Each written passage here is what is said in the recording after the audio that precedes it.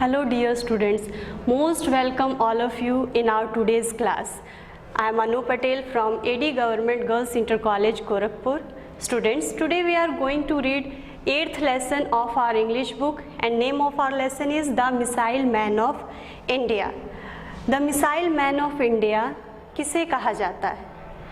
Doctor APJ Abdul कलाम, जो कि हमारे देश के महान वैज्ञानिक थे, जिन्होंने हमारे देश के विकास में अपना बहुमूल्य योगदान दिया, अनेक मिसाइल्स बनाई, उन्हें the missile man of India कहा जाता है। बच्चों, आज का लेसन भी उन्हीं के जीवन से संबंधित है, तो चलिए मिलके इस लेसन को पढ़ा जाए। Abul Pakir Jainulabdeen Abdul Kalam, usually known as Dr. APJ Abdul Kalam, was the 11th President of India. Abul Pakir Jainulabdeen Abdul Kalam इनका पूरा नाम है, जिनको आम तौर पर APJ अब्दुल कलाम के रूप में जाना जाता है, जो भारत के 11वें प्रेसिडेंट भी रहे हैं और उनका कार्यकाल था 2002 से 2007 तक। APJ Abdul Kalam was born on 15th October 1931 at Rameswaram in Tamil Nadu. APJ Abdul Kalam जी का जन्म 15 अक्टूबर 1931 में रामेश्वरम तमिलनाडु में हुआ। Although he was born in a poor family, भले ही इनका जन्म एक गरीब परिवार में हुआ, he was an exceptionally brilliant child, वो एक असाधारण रूप से बुद्धिमान बच्चे थे बचपन से ही। His father Jainulabdeen was a boat owner, उनके पिताजी जैनुलाब्दीन के पास एक बोट थी, एक नाव थी। Who ferried Hindu pilgrims at the Rameswaram temple in Tamil Nadu, और ये क्या काम करते थे? हिंदू पिलग्रिम्स, तीर्थयात्रियों, पिलग्रिम्स होते हैं तीर्थयात्रियों को रामेश्वरम टेम्पल जो कि तमिलनाडु में है वहाँ घुमाने का काम करते थे। His father was also an imam at the local mosque, इनके पिताजी लोकल जो मस्जिद थी उसमें इमाम का भी काम करते थे। एंड हिज मदर आशी अम्मा वॉज अ हाउस वाइफ, और इनकी माताजी आशी अम्मा एक हाउस वाइफ थी, एक गृहिणी थी। He started working at a young age, इन्होंने बहुत कम उम्र में ही काम करना शुरू कर दिया था। He sold tamarind seeds and newspaper to support his family, अपनी फैमिली को सपोर्ट करने के लिए ये इमली के बीज और न्यूज़पेपर बेचने का काम करते थे। After completing his schooling at the Rameswaram elementary school, schooling complete करने के बाद कहाँ से? Rameswaram elementary school. Kalam went to attend saint Joseph's college in Tiruchirappalli, Kalam ji Tiruchirappalli में जो सेंट जोसेफ कॉलेज था वहाँ आगे की शिक्षा के लिए चले गए। The college was affiliated to university of Madras, और ये कॉलेज मद्रास यूनिवर्सिटी से एफिलिएटेड था, संबद्ध था। From where he graduated in physics in 1954, और इस यूनिवर्सिटी से उन्होंने स्नातक की परीक्षा पास की 1954 में फिजिक्स विषय में। He specialised in aero engineering from Madras institute of technology, इन्होंने स्पेशलाइजेशन प्राप्त की किसमें? एरो इंजीनियरिंग में, मद्रास इंस्टीट्यूट ऑफ टेक्नोलॉजी जिसको MIT भी कहा जाता है। Doctor Abdul Kalam was a great scientist, ये एक महान साइंटिस्ट थे। He was made the chancellor of the institute of space science and technology, इनको चांसलर बनाया गया। चांसलर क्या होता है? कुलाधिपति होते हैं। कहाँ का? Institute of space science and Technology का चांसलर बनाया गया। He worked in Defence research and development Organisation DRDO इन 1958, इन्होंने डिफेंस रिसर्च डेवलपमेंट ऑर्गेनाइजेशन जिसको DRDO कहा जाता है उसमें भी काम किया। ये DRDO भारत की एक रक्षा संबंधी टेक्नोलॉजीज़ पे काम करने वाली भारत की एक अग्रणी संस्था है, उसमें इन्होंने अपना योगदान दिया 1958 के दौरान। And then joined Indian satellite research Organisation, और बच्चों आपने इसरो का नाम जरूर सुना होगा, वहाँ भी यहाँ से यहाँ काम छोड़ने के बाद वहाँ उन्होंने ज्वाइन कर लिया और 1963 के दौरान वहाँ काम किया। He made significant contribution to Indian satellite. Satellite आप जानते हैं कृत्रिम उपग्रह होते हैं, उन उपग्रहों से संबंधित काम में इनका महत्वपूर्ण योगदान था। सिग्निफिकेंट होता है महत्वपूर्ण, कॉन्ट्रीब्यूशन होता है योगदान। इन्होंने अपना महत्वपूर्ण योगदान दिया। And also in the missile program of DRDO, और DRDO के जो मिसाइल प्रोग्राम थे उसमें भी इनका महत्वपूर्ण योगदान रहा है। As a project director of SLV-3 he contributed to the development and management of India's first indigenous satellite launch vehicle SLV-3। India का जो पहला इंडिजिनस होता है स्वदेशी सैटेलाइट लॉन्च व्हीकल बना था SLV-3। उसके विकास में, डेवलपमेंट में और उसकी मैनेजमेंट में, व्यवस्था में इन्होंने अपना महत्वपूर्ण योगदान दिया था। और ये व्हीकल क्यों बना था? To inject Rohini satellite in the near earth orbit. ये व्हीकल इसलिए बना था ताकि रोहिणी सैटेलाइट को अर्थ के ऑर्बिट में, अर्थ के कक्ष में वहाँ पहुँचाया जा सके, इसलिए ये पहला भारत का स्वदेशी व्हीकल बना था, जिसको बनाने में डॉक्टर APJ अब्दुल कलाम का बहुत बड़ा योगदान था। His greatest contribution was in the field of missiles. इनका जो महत्वपूर्ण और महान योगदान था वो मिसाइल्स के क्षेत्र में था। अग्नि, पृथ्वी, बच्चों ये नाम आपको याद करने हैं क्योंकि ये सारे मिसाइल्स इन्हीं के द्वारा बनाए गए हैं। अग्नि, Prithvi, Akash, Trishul, Nag, missiles were developed by him. ये सारे मिसाइल्स इनके द्वारा बनाए गए थे, इनके द्वारा विकसित किए गए थे। He is known as the missile man of India for his work on the development of ballistic missiles and launch vehicle technology. इन्हें मिसाइल मैन ऑफ इंडिया के नाम से भी जाना जाता है क्योंकि इन्होंने बैलिस्टिक मिसाइल और लॉन्च व्हीकल, जैसे SLV-3 इनके द्वारा बनाया गया था, तो ऐसे व्हीकल बनाने में इनका विशेष योगदान था। इसके साथ साथ मिसाइल्स को बनाने में इनका विशेष योगदान रहा, इसीलिए इन्हें मिसाइल मैन ऑफ इंडिया कहा जाता है। बिसाइड्स, इसके बावजूद, बिसाइड्स का मतलब होता है इसके बावजूद, being such a great scientist, इतने महान साइंटिस्ट होने के बावजूद, he was a great writer too, ये बहुत महान राइटर भी थे। He has written many books such as wings of fire, ignited minds, target 3 billion, turning point, India 2020, a vision for new millennium. ये सारी इनकी किताबें हैं। ये महान वैज्ञानिक होने के साथ साथ एक राइटर भी थे और इन्होंने बहुत सारी किताबें भी लिखी हैं, जैसे आगे भी देखिए, my journey. He has mentioned his dream of making India a developed country in his book India 2020। इन्होंने अपनी ड्रीम, अपना सपना, क्या था इनका सपना? इंडिया को विकसित देश बनाना। उस सपने के बारे में इंडिया 2020 जो इनकी किताब थी उसमें इन्होंने इसका जिक्र किया है, a vision for the new millennium. ये इनकी किताब का नाम है बच्चों, India 2020, a vision for the new millennium. ये आपको याद रखना है। आपको ये क्वेश्चन भी बनता है कि कौन सी किताब में इन्होंने भारत को विकसित देश बनाने का सपना अपने सपने का जिक्र किया है, तो कौन सी किताब है? India 2020, a vision for the new millennium.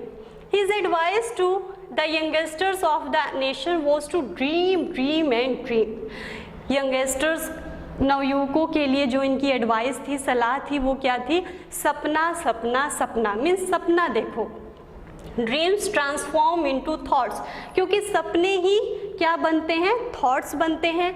And thoughts result in action, और ये जब थॉट्स आपके दिमाग में आ जाती हैं, जब आप कुछ सोच लेते हो तो वो एक्शन में तब्दील हो जाते हैं और तभी आपको जीवन में सफलता मिलती है।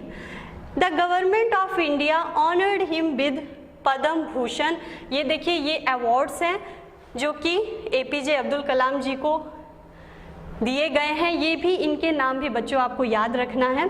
The government of India honoured him with Padma Bhushan 1981, Padma Vibhushan 1990, Bharat Ratna including Indira Gandhi award for national integration 1997। ये कुछ अवार्ड्स के नाम हैं जो डॉक्टर APJ अब्दुल कलाम जी को दिए गए थे भारत सरकार की तरफ से। Dr. Kalam passed away on 27 July 2015 while delivering a lecture at the Indian Institute of Management in Shillong। Doctor Kalam ji passed away का मतलब होता है देहांत हो जाना। इनका देहांत हो गया 27 जुलाई 2015 को। उस दौरान जब ये इंडियन इंस्टीट्यूट ऑफ मैनेजमेंट, जिसको IIM भी कहा जाता है, वहाँ पर लेक्चर दे रहे थे। The whole world was shocked and saddened by the sudden and untimely death of the simple, humble yet one of the greatest men of our times। इनकी मृत्यु की खबर ने पूरे संसार को शॉक कर दिया, दुखी कर दिया, क्योंकि ये एक महान फिर भी एक सिंपल मिलनसार व्यक्ति थे। इनकी आकस्मिक मृत्यु ने पूरे संसार को दुख में डुबो दिया। नाउ इनकी लास्ट कोटेशन है, देखिए बच्चों आपके लिए, if you want to shine like a sun, APJ Abdul Kalam ji के अनुसार, if you want to shine like a sun, यदि आप सन की तरह, सूर्य की तरह चमकना चाहते हो, फर्स्ट बर्न लाइक अ सन, उससे पहले ज़रूरी है कि तुम सूरज की तरह जलो। मीन्स सूरज की तरह जलने का क्या अभिप्राय है कि कठिन परिश्रम करो। तो बच्चों आज आपने डॉक्टर APJ अब्दुल कलाम जी के बारे में पढ़ा। होप कि आपको लेसन समझ आया होगा। उसके साथ साथ आपने उनके जीवन से ज़रूर आप इंस्पायर हुए होंगे। आगे हम वर्ड मीनिंग देख लेते हैं। कुछ डिफ़िकल्ट वर्ड्स आए हैं, उनके मीनिंग देख लेते हैं। एक्सेप्शनली, असाधारण रूप से। फेरिड होता है नाव से पार करना या ढोना। चांसलर कुलाधिपति को कहते हैं। पिलग्रिम यात्री होते हैं। एफिलिएटेड संबद्ध। आगे बढ़ते हैं और क्वेश्चन आंसर देख लेते हैं हम लोग। फर्स्ट क्वेश्चन है, when and where was APJ Abdul Kalam born, कहाँ और कब उनका जन्म हुआ था। तो APJ Abdul Kalam was born on 15 October 1931 at Rameswaram in Tamil Nadu. Now second question is, what did he do to help his family, अपनी फैमिली को सहायता देने के लिए वो क्या करते थे। He sold tamarind seeds and newspapers to support his family। अपनी फैमिली को सपोर्ट करने के लिए tamarind seeds और न्यूज़पेपर बेचने का काम किया करते थे। Third question is, name 2 research organisations where he worked. बच्चों आपने लेसन में पढ़ा कौन से 2 रिसर्च सेंटर थे जहाँ पे उन्होंने काम किया था। तो क्या था, DRDO था और ISRO था। इसकी फुल फॉर्म होती है defence research and development organisation और इंडियन सैटेलाइट रिसर्च ऑर्गेनाइजेशन। आगे बढ़ते हैं और name the book in which he mentioned his dream of making India a developed country. कौन सी बुक में उन्होंने इंडिया को विकसित कंट्री बनाने का जो सपना देखा था उसके बारे में जिक्र किया है। तो हमने बताया था कि India 2020 a vision for the new millennium, इसमें उन्होंने इस बात का जिक्र किया है। Now list the awards by which APJ Abdul Kalam was honoured. कौन कौन से अवार्ड उनको मिले थे। तो Padma Bhushan 1981, Padma Vibhushan 1990, Bharat Ratna, Indira Gandhi award for national integration 1997 में मिला था। Last question is, why is doctor Kalam known as the missile man of India. क्यों उनको मिसाइल मैन ऑफ इंडिया कहा जाता है। Doctor Kalam is known as the missile man of India for his work on the development of ballistic missile. उन्होंने missiles के विकास के लिए काम किया था एंड लॉन्च व्हीकल टेक्नोलॉजी, और व्हीकल टेक्नोलॉजी लॉन्च की थी, इसके लिए उन्हें मिसाइल मैन ऑफ इंडिया कहा जाता है।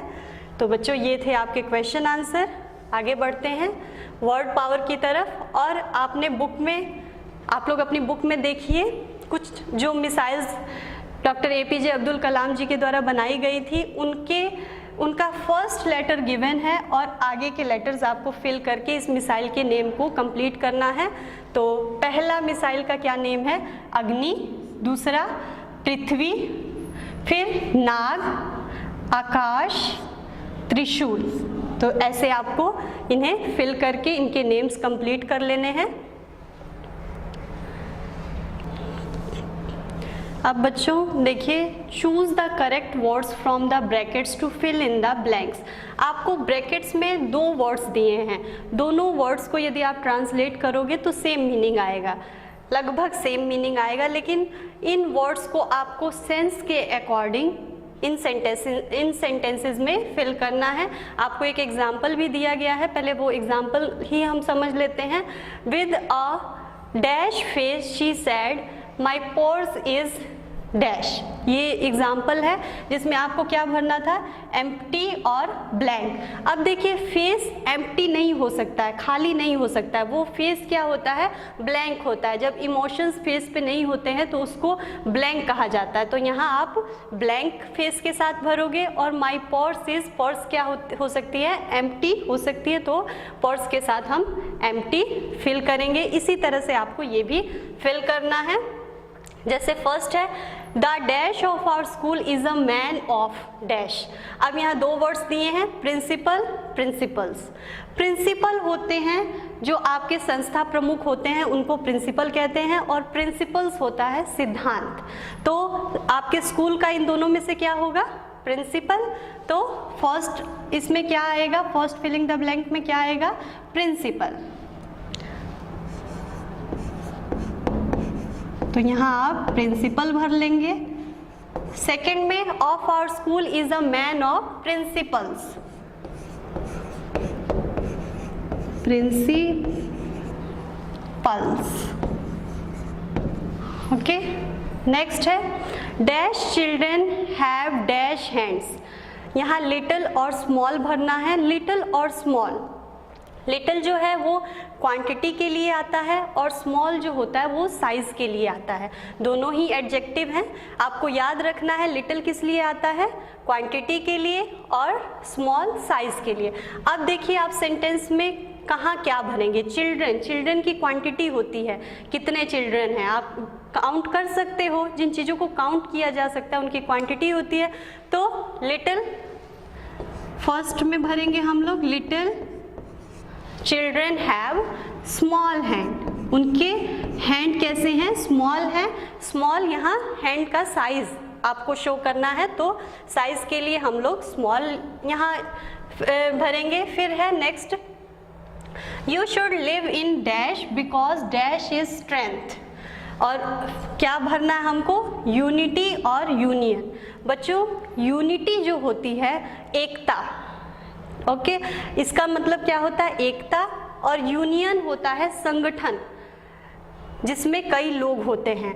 ये काउंटेबल होता है और ये नॉन काउंटेबल होता है। इसको आप काउंट कर सकते हो और लेकिन इसको काउंट नहीं कर सकते हो। अब देखिए, सेंटेंस के सेंस के अकॉर्डिंग हम कहाँ क्या भरेंगे? यू शुड लिव इन, आपको कहाँ रहना चाहिए? यूनियन में रहना चाहिए, संगठन में रहना चाहिए, संगठित होकर रहना चाहिए, यूनियन में रहना चाहिए। बिकॉज यूनिटी इज स्ट्रेंथ, क्योंकि यूनिटी ही क्या होती है? स्ट्रेंथ होती है, एकता ही शक्ति होती है। लास्ट है the dash man has a dash wife. और आपको क्या फिल करना है? हैंडसम और ब्यूटीफुल। जो हैंडसम होता है ये जेंट्स के लिए यूज होता है और ब्यूटीफुल लेडीज के लिए यूज होता है। दोनों ही एडजेक्टिव वर्ड्स हैं। तो यहाँ मैन है तो हम लोग क्या यूज यहाँ फिल करेंगे? हैंडसम।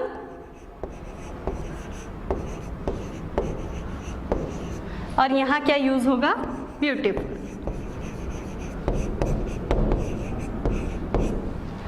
तो ये आपके फिलिंग द ब्लैंक्स थे। होप कि आपको समझ आ गया होगा। आगे बढ़ते हैं बच्चों और लैंग्वेज प्रैक्टिस। इसमें है filling the blanks with correct degree of adjective. आप एडजेक्टिव के बारे में पहले समझ लीजिए। एडजेक्टिव क्या होते हैं? विशेषण, जो संज्ञा या सर्वनाम की जो शब्द विशेषता बताते हैं उन्हें विशेषण कहते हैं। यहाँ डिग्री भरनी है हमको। एडजेक्टिव की डिग्री होती है, मीन्स कि जैसे आप जब भी किसी की विशेषता की बात करते हो तो आप कहते हो कि ये आदमी उससे ज़्यादा सुंदर है, ये आदमी सबसे ज़्यादा सुंदर है। इस तरह से विशेषण की डिग्री होती है, इसको डिग्री ऑफ एडजेक्टिव कहा जाता है। जब आप एक व्यक्ति के विशेषण की विशेषता की दूसरे व्यक्ति से तुलना करते हैं, दो व्यक्ति मीन्स कहने का अभिप्राय है दो लोगों के बीच में तुलना करते हैं, तो उसको कंपैरेटिव डिग्री कहते हैं। तब हम कंपैरेटिव डिग्री कैसे बनाते हैं, जो भी एडजेक्टिव वर्ड रहता है उसमें ER जोड़कर हम क्या बनाते हैं, कंपैरेटिव डिग्री बनाते हैं। और जब एक व्यक्ति की तुलना बहुत बड़े समूह से करते हो तब हम सुपरलेटिव डिग्री के थ्रू उस कंपैरिजन को करते हैं। और सुपरलेटिव डिग्री बच्चों कैसे बनती है, किसी भी एडजेक्टिव वर्ड में EST जोड़कर। और जब कोई कंपैरिजन नहीं होता है, सिंपल हमें एडजेक्टिव कोई विशेषता बतानी रहती है तो हम पॉजिटिव एडजेक्टिव का यूज़ करते हैं। देख लीजिए यहाँ, Birbal was dash than the other ministers, यहाँ क्लेवर दिया हुआ है। अब कौन सी डिग्री आप भरोगे, बीरबल की तुलना दूसरे मिनिस्टर से की गई है। यहाँ देन है, जहाँ भी देन रहता है ये भी एक मार्क होता है, जहाँ देन होता है वहाँ हम कंपैरेटिव डिग्री का यूज़ करते हैं। और कंपैरेटिव डिग्री कैसे बनती है, ER लगा के, तो यहाँ क्लेवरर हो जाएगा। Now the Everest is the dash peak in the world, Everest सबसे इस दुनिया में ऊंची चोटी है, तो सबसे एक इसकी तुलना पूरे वर्ल्ड के पीक से की गई है, तो आप यहाँ पे सुपरलेटिव डिग्री का यूज़ करोगे। और वो कैसे बनती है, EST लगा के, मीन्स हाईएस्ट हो जाएगा यहाँ। फिर China is a dash country, यहाँ कोई तुलना नहीं हो रही है तो पॉजिटिव डिग्री बिग आ जाएगा। फिर Supriya is the girl in the class, Supriya अपनी क्लास में सबसे क्या है, लंबी लड़की है। अब उसकी तुलना सभी बच्चों से की जा रही है तो टॉलेस्ट सुपरलेटिव डिग्री का यूज़ होगा। और सुपरलेटिव डिग्री को आइडेंटिफाई करने का ये भी तरीका होता है, उससे पहले द आता है। कंपैरेटिव डिग्री को आइडेंटिफाई कैसे आप लोग करोगे, सेंटेंस में देन आता है और सुपरलेटिव डिग्री के केस में द आता है। फिर James is 2 years dash than me, यहाँ दो लोगों के बीच तुलना हो रही है, फिर कंपैरेटिव डिग्री आएगी और यहाँ ऑल्डर यूज होगा। तो ये आपका डिग्री ऑफ एडजेक्टिव्स हैं। Now add ly to the words given in the box to form adverbs and choose the correct adverbs to make meaningful sentence। अब आपको यहाँ पे कुछ वर्ड्स दिए हुए हैं, इनमें ly जोड़कर एडवर्ब बनाना है और यहाँ पर उन सेंस के अकॉर्डिंग एडवर्ब यूज़ करना है। एडवर्ब क्या होते हैं बच्चों, हम एक बेसिक डेफिनेशन इसकी समझ लेते हैं। एडवर्ब्स वो वर्ड्स होते हैं जो किसी भी एडवर्ब से पहले आकर उसके मीनिंग को मॉडिफाई करते हैं, उसके मीनिंग को अलग प्रकार से उसका मीनिंग स्पष्ट करते हैं। जैसे यहाँ देखिए एक एग्जाम्पल आपको गिवन है, क्विक में ly आप ऐड कर दोगे तो वो क्विकली हो जाएगा, जैसे ही रैन क्विकली। अब जब ये क्विकली शब्द है ये किसको मॉडिफाई कर रहा है, किसके बारे में डिफाइन कर रहा है, रैन के बारे में, इस वर्ब के बारे में, इस क्रिया के बारे में। तो ये हमारे एडवर्ब होते हैं। अब हमें यहाँ पर एडवर्ब्स फिल करने हैं। माई ग्रैंड मदर प्रेज, मेरी ग्रैंड मदर प्रे करती हैं, कैसे प्रे करेंगी, साइलेंटली, ly ऐड करके हम लोग यहाँ पे एडवर्ब बना देंगे silently. The sun was shining brightly, we must drive carefully, she writes very neatly, the soldier fought bravely. ये बच्चों जो ये शब्द हैं ये आपके एडवर्ब्स हैं, और ये शब्द एडवर्ब्स क्या होते हैं, क्रिया विशेषण, क्रिया की विशेषता बताते हैं। जैसे यहाँ आप देख लीजिए, जैसे ग्रैंड मदर प्रेज, यहाँ ग्रैंड मदर क्या काम कर रही है, प्रे का काम कर रही हैं, तो साइलेंटली क्या बता रहा है, इसकी विशेषता बता रहा है। प्रे कैसे हो रहा है, साइलेंटली हो रहा है। इसी तरह से सन का क्या काम हो रहा है यहाँ, शाइनिंग का, तो इसकी विशेषता क्या है कि वो ब्राइटली शाइन हो रहा है। फिर ड्राइव केयरफुली। फिर राइट्स कैसे लिखा जा रहा है, नीटली। तो ये जो शब्द होते हैं ये क्रिया की विशेषता को बताते हैं, इनके अर्थ को और मॉडिफाई करते हैं। ये होते हैं हमारे क्रिया विशेषण, एडवर्ब्स। आगे, rewrite the following sentences after inserting the necessary punctuation marks. आपको कुछ सेंटेंसेज यहाँ प्रोवाइड किए गए हैं, कुछ सेंटेंसेज दिए गए हैं, उनमें पंक्चुएशन मार्क लगाना है। बच्चों, पंक्चुएशन मार्क क्या होता है? पंक्चुएशन मार्क, जब भी आप बोलते हो, कोई भी बात बोलते हो, तो देखते हो बोलते बोलते आप थोड़ी देर के लिए रुकते हो, कहीं ज़्यादा रुकते हो, कहीं कम रुकते हो, कहीं आपके हाव भाव बदल जाते हैं। ये सब व्यक्त करने के लिए लिखते समय हम लोग पंक्चुएशन मार्क का यूज़ करते हैं। इन सब बातों को, इन सब एक्सप्रेशंस को एक्सप्रेस करने के लिए हम पंक्चुएशन मार्क का यूज़ करते हैं। देखिए, पहला एग्जाम्पल है, विल यू हेल्प मी, क्या आप मेरी सहायता करेंगे। अब इसमें आपसे क्या पूछा जा रहा है, क्वेश्चन पूछा जा रहा है। तो सबसे पहले तो आप सेंटेंस के एंड में फुल स्टॉप नहीं लगाएंगे, यहाँ क्या लगाएंगे, क्वेश्चन मार्क लगाएंगे। और सेंटेंस का जो पहला वर्ड होता है, the very first letter of the sentence must be in capital letter. हमेशा किस में होना चाहिए, कैपिटल लेटर में होना चाहिए। तो आप यहाँ जो आपको सेंटेंस दिया गया उसमें विल का W छोटा है, आप यहाँ कैपिटल लेटर में कर दोगे और क्या लिखोगे, विल यू हेल्प मी। क्योंकि ये क्वेश्चन पूछा जा रहा है तो अंत में क्वेश्चन मार्क लगेगा। फिर बी है, Delhi is the capital of India, stands on the banks of river Yamuna. फिर देखिए, दिल्ली ये भी प्रॉपर नाउन है, किसी जगह का नाम है, और क्या इसमें प्रॉपर नाउन है, इंडिया और यमुना।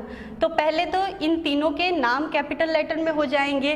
फिर दिल्ली, जब कोई भी नेम आता है उसके बाद, और उसको जब डिफाइन किया जाता है, उसके बारे में कोई और भी बात कही जाती है, तो उसके बाद कॉमा आता है इसको इससे अलग करने के लिए। Delhi comma the capital of India, ये क्या है, कैपिटल ऑफ इंडिया है, इसके बारे में इंफॉर्मेशन इस के द्वारा दी जा रही है। तो इसके बाद फिर comma, stands on the banks of river Yamuna. यहाँ बात हमारी खत्म हो गई तो यहाँ फुल स्टॉप आएगा। Now, how beautiful the sky is.